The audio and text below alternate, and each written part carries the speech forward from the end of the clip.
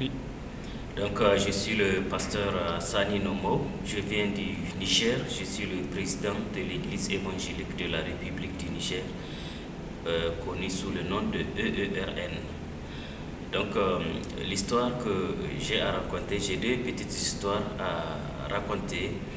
La première histoire, il s'agit d'un Africain, un Nigérien, une histoire qui s'est passée au Niger, dans la région de Gouré, au Niger, où après un séminaire, donc d'habitude quand les séminaires se passent, les gens ont une prise en charge et les gens sont nourris.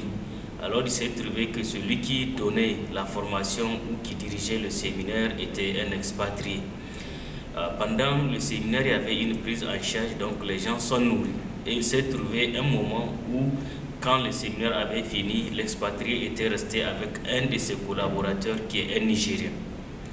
Alors l'expatrié a remarqué que chaque midi et chaque soir, on apportait un...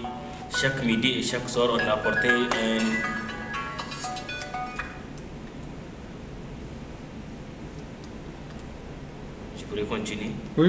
Ok, souvent c'est... Excusez.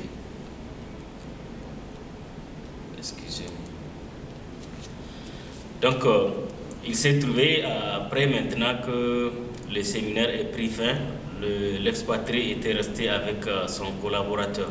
Et il a remarqué que chaque midi et chaque après-midi, on amenait à manger de part et d'autre à ce Nigérien-là qui était avec lui. Et l'expatrié lui a posé la question, est-ce que tu connaissais les gens-là qui t'amènent à manger chaque midi et chaque soir? Il dit non, je ne les connais pas, c'est seulement après cette rencontre qu'on s'est connus, et comme la solidarité africaine voulait ça, c'est ainsi qu'il m'apporte à manger à midi et le soir. Alors l'expatrié a répondu comme quoi il a remarqué, il dit que même si vous êtes pauvre, vous êtes humain. Alors la leçon que moi je tire de cela dans le cadre de la sécurité alimentaire, même si nous sommes pauvres, nous pouvons être humains. Il y a des fois où on pense qu'on est pauvre et qu'on ne peut rien faire. Alors même étant dans notre situation, même dans la pauvreté, étant pauvre, si au moins nous pouvons être humains, ça allait être une bonne chose. Et la deuxième histoire que j'ai à raconter, c'est une petite histoire. Et j'étais aussi au Niger, j'étais témoin d'une scène qui s'est passée entre un père et son fils. Le père était en train d'engueuler son fils et lui dit, si tu ne vas pas à l'école, tu vas aller au champ. Si tu ne vas pas à l'école, tu vas aller au champ.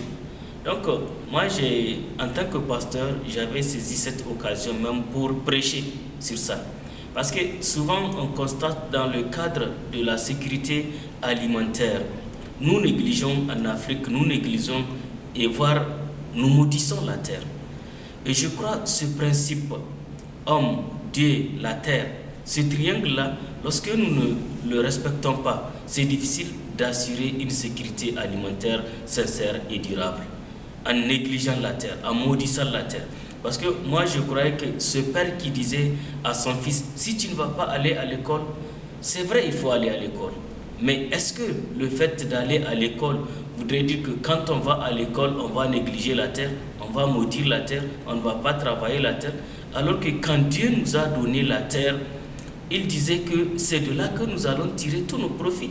Alors si nous maudissons la terre, si nous négligeons la terre, donc même les relations Dieu, homme, terre, nous allons les négliger et certainement que nous allons souffrir.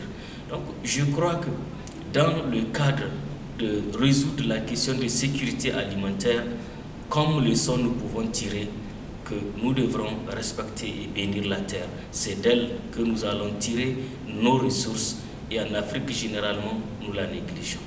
Donc voilà un peu les deux histoires que j'ai.